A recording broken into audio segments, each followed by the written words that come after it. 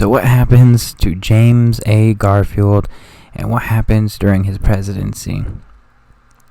Understand a couple of things and a couple of factors that I touched on previously. The split in a lot of ways between the Republican Party, the old school, or the new school, old school people, the more radical Republicans, the stalwarts, little things like that. For the most part, there's a split within the Republican Party, and when he's basically first inaugurated, the main thing that he does ultimately is send his nomination to the Senate to be verified, yada yada, creating his cabinet.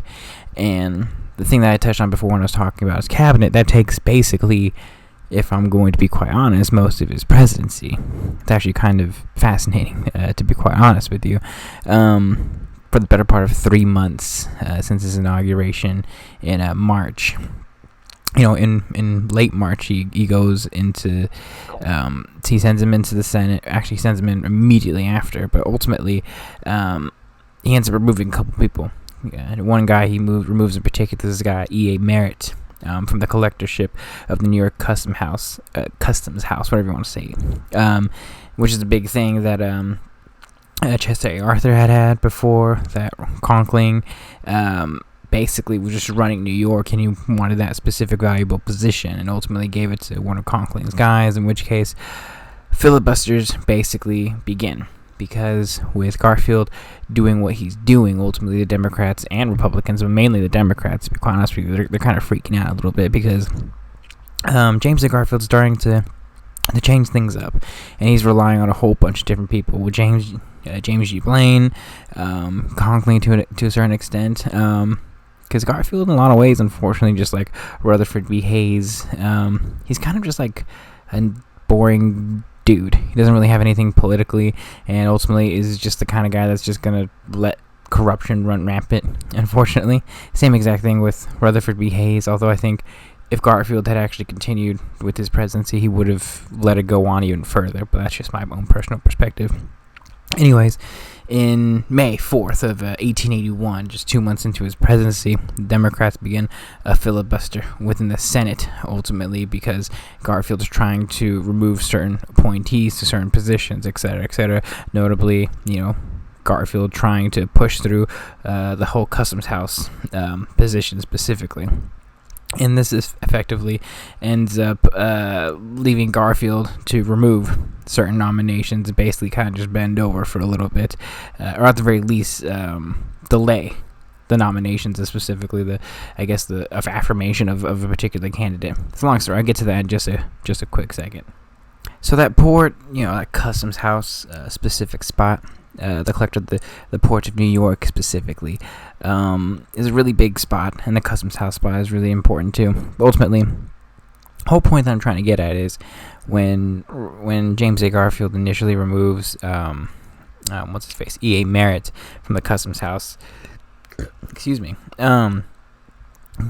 Conkling, effectively the guy who's running the whole New York sub-political culture, I guess you could say, he's basically saying, hey guys, he's basically telling Garfield, if you allow me to fill this position, we promise we won't do anything. And at the very least, in fairness to Garfield is just like, nah, I'm not going to really do that, to be quite honest with you. They're not on the best of terms, but they're also not on the worst of terms. That's probably the best way I could explain the relationship at this point. I mean, Conkling effectively helped Garfield get the win with New York, effectively. Politics, am I right? Corruption, am I right?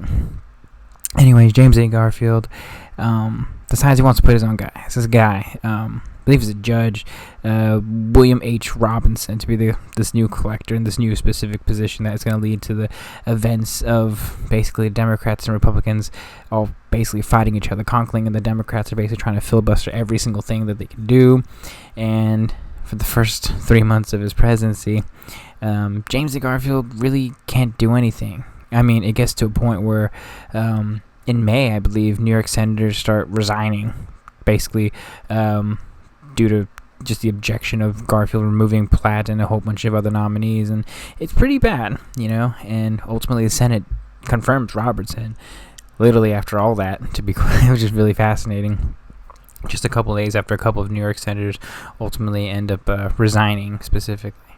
So before we continue with the assassination of James A. Garfield, we should probably talk about what he was planning to do.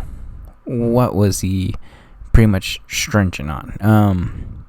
If I'm going to be 100% honest, he's basically kind of just like a do-nothing, know-nothing candidate, just in my own personal view. And this isn't anything bad about Garfield, to be honest. It's much more, he's just like the middle-of-the-road guy kind of thing, in the sense that, he's not particularly strong on any particular thing. He's, I guess you could say, at best or worst, center-right in terms of an ideological spectrum, maybe. But that's just my own personal view and how I look at it. And ultimately, he's just someone that is a compromise candidate, just like Rutherford B. Hayes, just staving off another potential divorce kind of thing going on.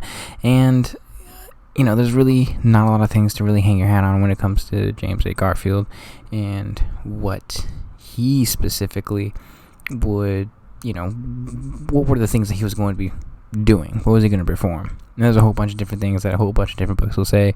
He was for this, he was for that, and there's only like 3 things I can really put my hat on for sure. And this is domestically speaking, because at least in terms of foreign policy is really simple. He just wanted to do some naval reform, rebuild the Navy, and he was not really good in terms of communicating with a whole bunch of different countries and et cetera, because he really relied on James G. Blaine. He didn't have a lot of foreign policy experience, or at the very least, like negotiating experience, Because this is around the time, too, that, the Kingdom of Hawaii is around. Great Britain's kind of just like eyeing the particular area, and, they wanted specifically, I would say this is more Blaine's idea than Garfield's, was to expand the United States and beyond the Western Hemisphere, conquer all the Philippine Islands, Hawaiian Islands, etc., etc. He wanted a lot of that. And that ultimately won't be really done for years later, unfortunately. But there's 3 things. Civil rights, I guess you could say education, or civil service reform, depends on how you want to look at it. And then the big thing was the financial aspect of it, the hard money. He was always going to be very strong about that. Those are the 3 things. And ultimately, he didn't really get to do any of those things. But he wanted, gold all the way, gold standard that stopped this fiat money as much as possible, at least the printing of fiat money. Civil rights is a big one. I think he had Frederick Douglass in a couple of positions of specific influence and power within his, not necessarily his, cabinet, but within a prominent position within the federal government itself.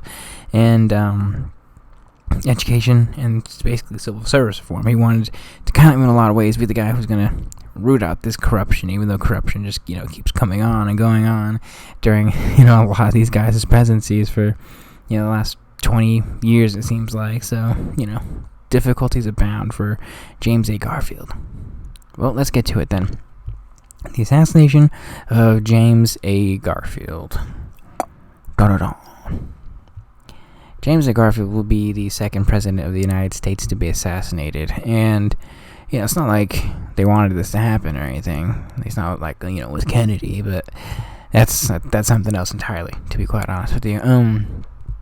No, there wasn't like Secret Service or anything back then when this specific assassination occurred. There was more, because you understand that the thought process back then was like, they thought Abraham Lincoln's assassination was a little bit more of an aberration. Probably not even like once in a blue moon, because anything can happen. But at the same time, it was like they can't possibly, do that again. They can't get away with all that again. It's impossible. I think a lot of decency was still held out and some certain hope back then. And I don't know. I think they just thought people, it's a lot harder to track people back then than now, and there's a whole bunch of different reasons for it functionally. But ultimately, James A. Garfield will be the 2nd president assassinated by the guy Charles Gusteau, I believe. Charles J. Gusteau. I can't. There is no S. Gusteau, whatever you want to call him.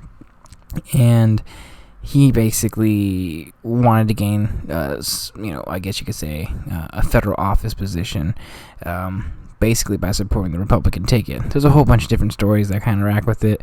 There's like a bunch of conspiracy theories, to be honest with you, and it's really interesting.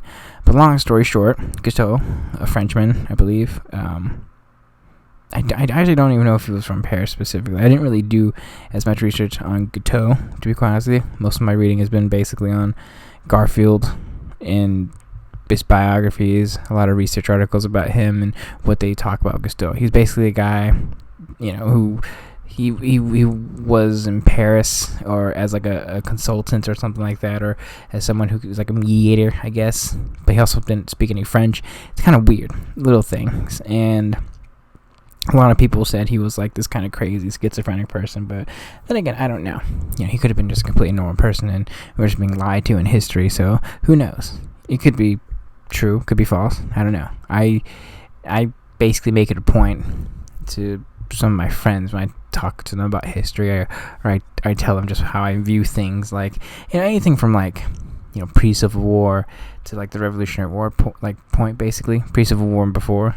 I would say it's pretty accurate to history. Like a lot of the BS is kind of just like you can really differentiate it to actual truth and whatnot. And we've basically uncovered everything, and we basically found everything's pretty crappy in our entire government's history, etc., etc. And then things get tricky after the Civil War. If I'm going to be honest, in terms of the scandals, in terms of, once like Reconstruction really hits, it's kind of just like, what's truth and what's not truth? Like once it's progressive era, it's really hard to differentiate truth from fiction sometimes. And, this is one of those instances where, it's hard to really single out what is real and what isn't. I would probably say beyond a reasonable doubt, though, that Guiteau probably did do the actual deed that he did.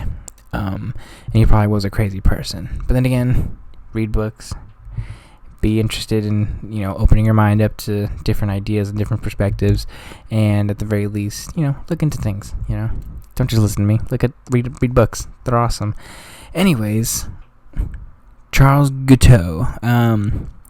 Let me rephrase something that I just said before. He didn't have any jobs for overseas or anything like that. He wanted a job overseas as a consul, a foreign consul, any European consul, but specifically Paris, even though he didn't speak French. That's what I meant to say earlier.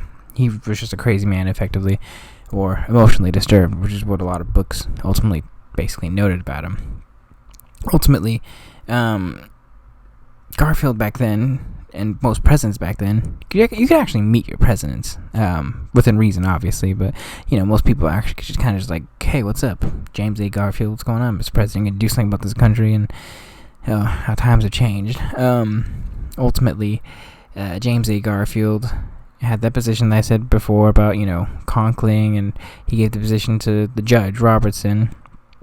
Guiteau wanted that position. He wanted that influence, etc., etc., and apparently he had enough pull in order to basically assert to the Secretary of State, James G. Blaine, that, I might be qualified for the specific position. And basically, Blaine just says, no, you're not getting the position, and Guiteau's like, I'm going to get this position, so let me talk to James A. Garfield, and Garfield, no. It wasn't going to happen. So, he gets a little butthurt. He kind of just goes, what is going on? I should have gotten this position, and 39 years old, Guiteau basically starts planning. He's really kind of getting into his head, I guess. It's really interesting, and ultimately, he basically follows James A. Garfield for weeks. Weeks, okay? I know I keep repeating it, but ultimately, it happens on July 2nd, 1881, 9:20 a.m. James A. Garfield, who was about to go on a train, the Baltimore Pontiac train station, where he was going to leave to go to Williams College, basically the college he went to when he was younger. He wanted to introduce his sons to his alma mater. James A. Garfield is shot in the back. He's actually with the Secretary of State, James G. Blaine. He's shot in the back from a 44 British Bulldog. I think apparently Guiteau had just specifically purchased it specifically because he thought it would look impressive in a museum. I cannot confirm nor deny that, but it's just a little tidbit I found in one of the books. And, James A. Garfield is basically taken immediately to the doctors. He's basically taken to any lodging that he can, any lodging that's nearby for the most part, because he has a bullet in his pancreas. Should also note a couple of things first and foremost. He did not die immediately. He was shot on July 2nd in New Jersey, by the way, and would live basically for the rest of the summer for the most part. For the better part of 2 months. He would actually die on September 19th, 1881. He would die of blood poisoning, I believe. Pneumonia, a whole bunch of heart ailments as well, due to the complications of, getting shot in the pancreas. It's interesting.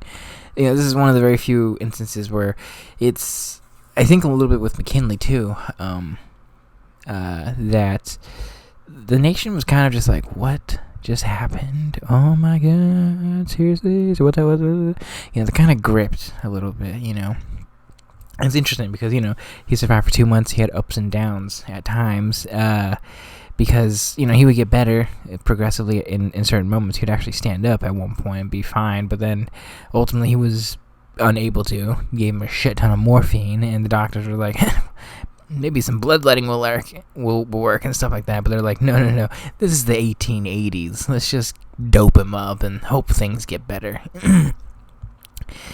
So, long story short, though, for 2 months he's in, relatively speaking, agonizing pain. In terms of medical equipment, etc., it's just nowhere near the level that it needs to be.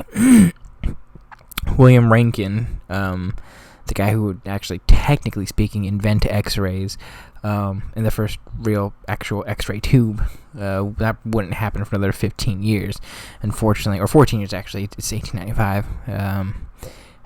Excuse me. Sorry, I should know this. I'm in radiology. That actually probably would have saved his life had they actually been able to find the specific area where the bullet was. They would later find it's in his pancreas. It's interesting. They tried a whole bunch of different things, metal detectors, etc., and then he just got pneumonia, and then things just started going downhill. Famous last words were like, or someone, I think, it's, again, I can't corroborate this, but someone was basically like, your days aren't over yet, and Garfield was like, oh, my days are done, it's okay. And then after, he got hot.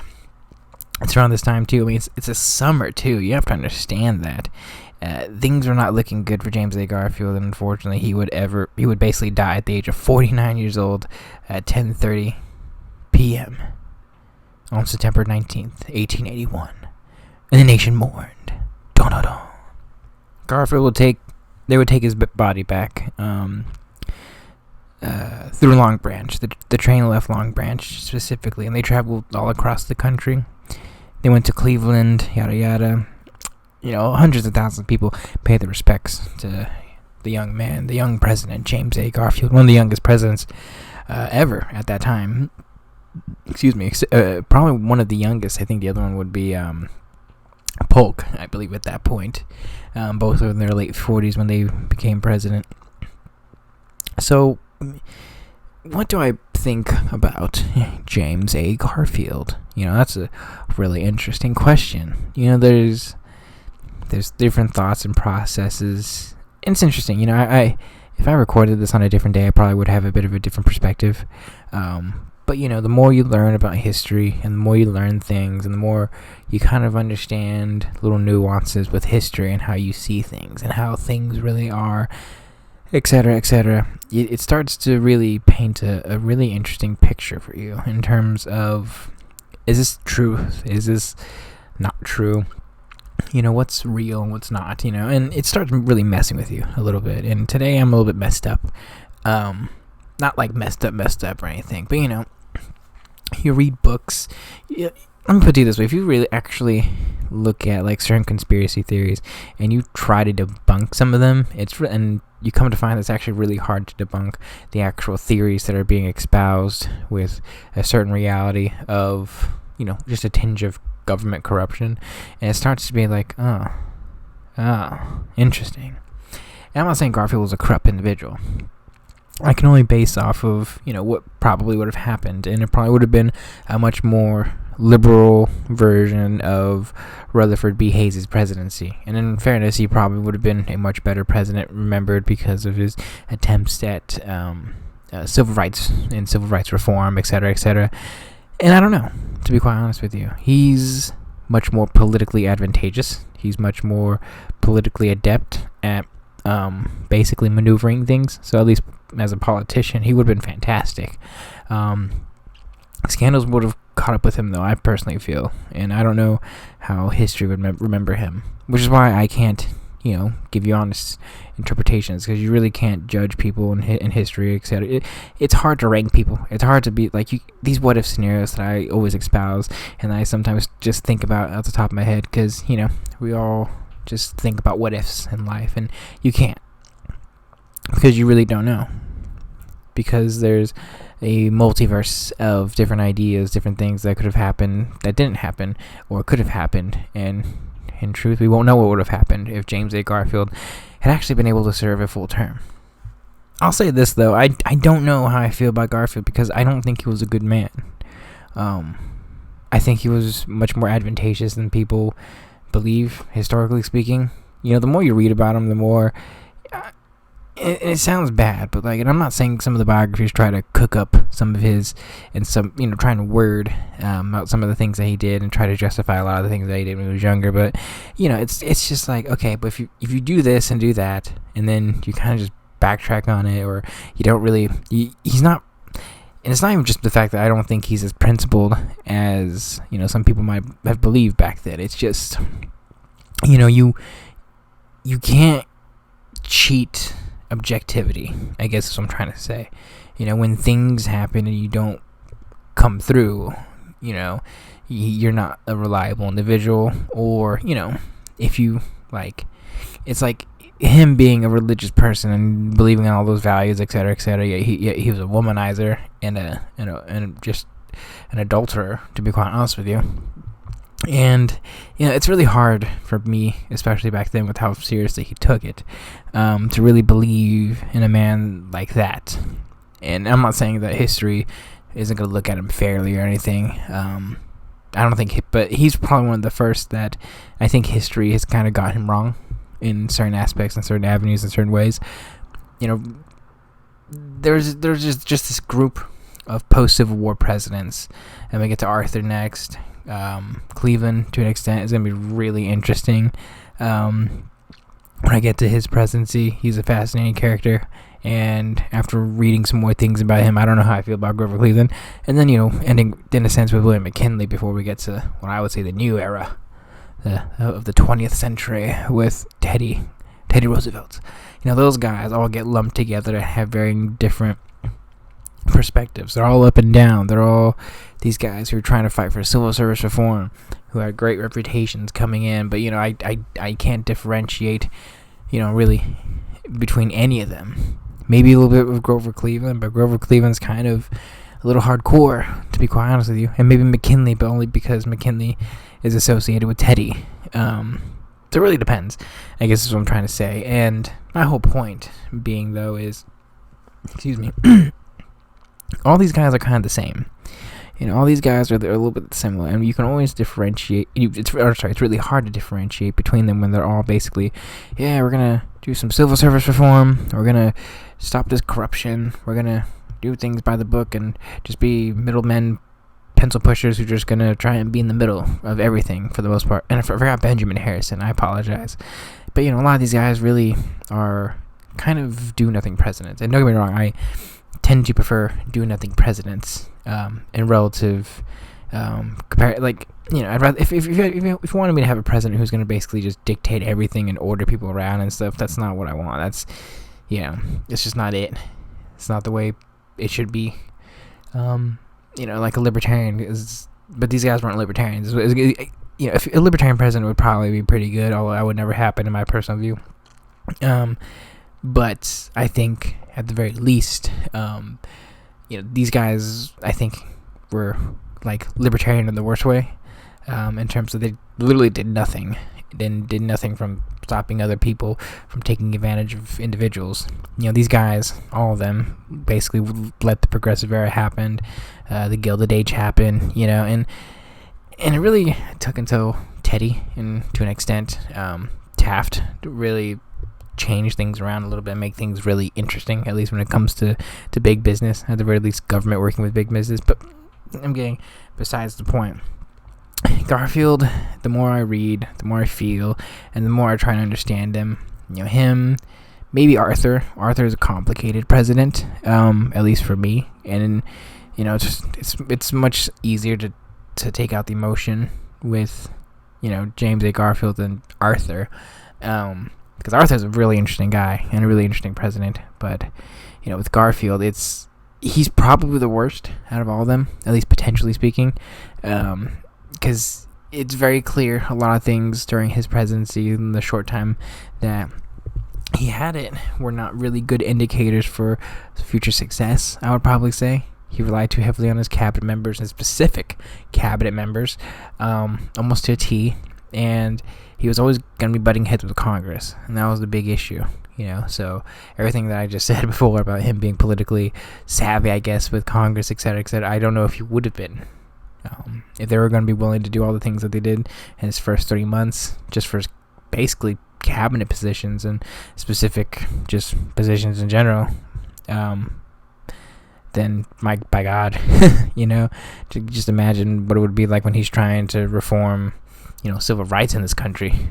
I mean, that's just gonna be a tall order that I don't think he was gonna be able to do for the most part. Now, in defense though of James A. Garfield, I don't know if he was a good man, but I think he had good intentions, like a lot of these guys do. They always have good intentions. You have to understand that, though. And I think above all else, what I think is really interesting is that out of a majority of these presidents, he probably raised the best family. So at the very least, I think he influenced people in a positive way, or had the capacity to really influence people in a very positive way. And, ideologically and politically and economically speaking, I think at least he makes sense. Again, I'm no economist or anything like that. Excuse me, but,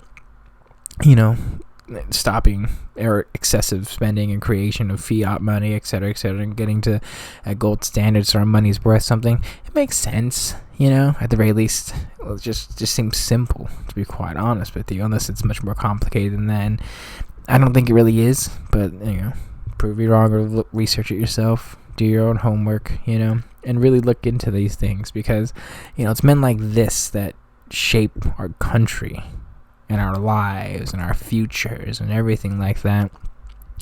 And it's scary, and it's also kind of just sad in a lot of ways. Sorry, this is more how I'm looking at Garfield in a whole bunch of different views.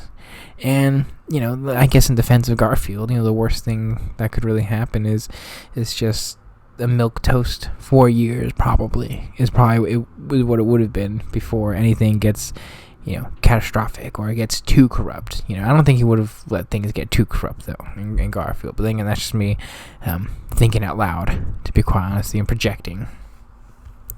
It's hard because I think he did have the capacity to be a good man. He showed a lot of good qualities, and I think if certain things didn't happen and he didn't do certain things and actually really became a principled individual, because say what you will about Rutherford B. Hayes, I have complicated feelings about him because of everything that's happened. He let a lot of corruption, for better or worse, let a lot of things happen ultimately that led to his election and rise to prominence, etc., etc.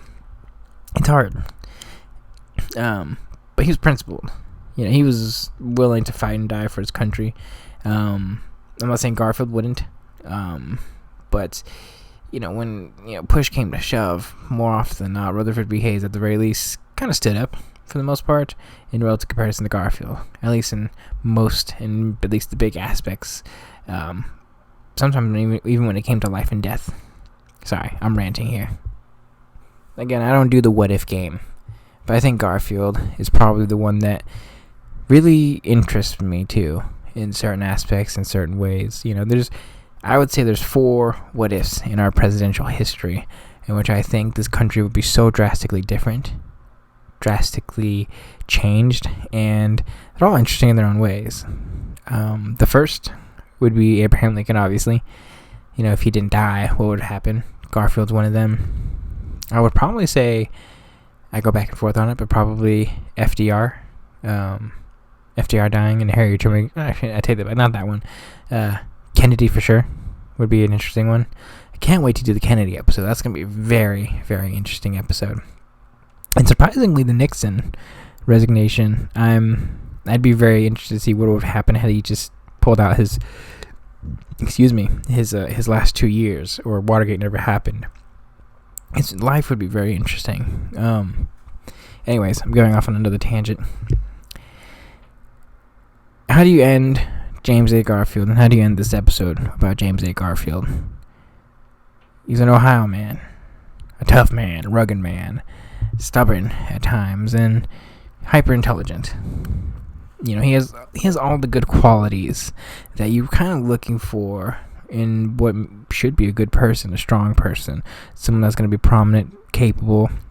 And yet Garfield, you know, he's one of those guys that like you read, you listen to, you learn about, and it's kind of like, you know what? There's a lot of things here, and yet there's something off. You know, there's something weird about this person. You know, I don't get that feeling when I think about Rutherford B. Hayes, to be quite honest with you. Some weirdness with Rutherford B. Hayes. I don't feel that way about Rutherford B. Hayes. I don't even really feel that way about Chester A. Arthur, to be quite honest with you. But I feel that way about Garfield, you know, and it's hard, because I used to like him, to be honest, when I first learned about him, and I was learning about all my presidents, because I've always had a weird fascination with history. And then I started reading some books, and I started really kind of just like looking back, taking a step back, and looking at it objectively instead of having a subjective perspective, being hypnotized by, you know, good writing. Because in fairness, a lot of these biographies, they're really good writing. But for James A. Garfield, I just, you know, I took a step back, and I'm like, okay, you know, he's acting like a child half the time, and, you know, he's just wasting his life in so many facets and ways, and he has all this potential and a lot of support, and, you know, it's just like, you grow up, you know, and I don't know, I tend to look down on people who, you know, waste their lives like that, you know, and don't get me wrong, we all waste our lives. I'm not gonna, you know, fret on people who don't push themselves to that absolute limit. Everyone takes their time, and everyone, you know, I mean, hell, it took me years before I basically tried to get into like medical school and stuff. So, you know, it's a process, and I don't blame them. But for a guy who has these presidential ambitions and wanted to do all these things, and it just seems like, at the very least, you know, he took a lot of easy routes. And I think in a lot of ways, reasonable or not, you know, he failed in a lot of aspects. He definitely probably could have succeeded. And a lot of it, I felt, was just because he took the easy way out in a lot of ways. And above all else, the best way I could probably put it is just he got corrupt, you know. And here's the thing, you know, I will say this about James A. Garfield. Just because he was a good man doesn't mean that he was a liar or anything. I actually don't think he was a liar. I think he told the truth a lot, to be quite honest with you. You know, but the morality of a man, you know, I tend to question. And at least with James A. Garfield, I absolutely do. He's one I have to question. There's many others. JFK, I'm definitely going to question. Nixon, I'm definitely going to have to question. Although the more books you read about Nixon, it's interesting too. I don't know, I'm talking about too many presidents on this particular presidential episode. So I don't know why I keep doing that, so I'm sorry. If I could end on this final note, though, I think it's interesting that we've had 4 presidents in this country that have been assassinated, and we can't name 2 of them. I think most people couldn't name 2 of them. Everyone knows Abraham Lincoln and Kennedy, but no one knows about Garfield or McKinley, which I find interesting. I find really fascinating. You know, I think about it. It's one of those things that when you really take a step back, it's kind of just like, these should be bigger moments in history, you know, when a president gets assassinated, but no, these 2 get lost. And it's no coincidence, too, that in one of the most corrupt times in our country's history, at least clearly out in the open corrupt times in this country's history, that two presidents in a 20, 30-year period. I would say about a 20-year period, I believe, get assassinated effectively back to back. And I just find that strange, and I find that intriguing is probably the best way I could put it. James A Garfield, our 20th president, a disappointing president in many aspects, just in my personal view, but one that when you really take a step back, it's much easier to see the true character behind the second person that was assassinated in this country's history as the president. I don't know why I worded it like that. Thank you guys for listening, and if you guys like and enjoy, please listen, subscribe, and later.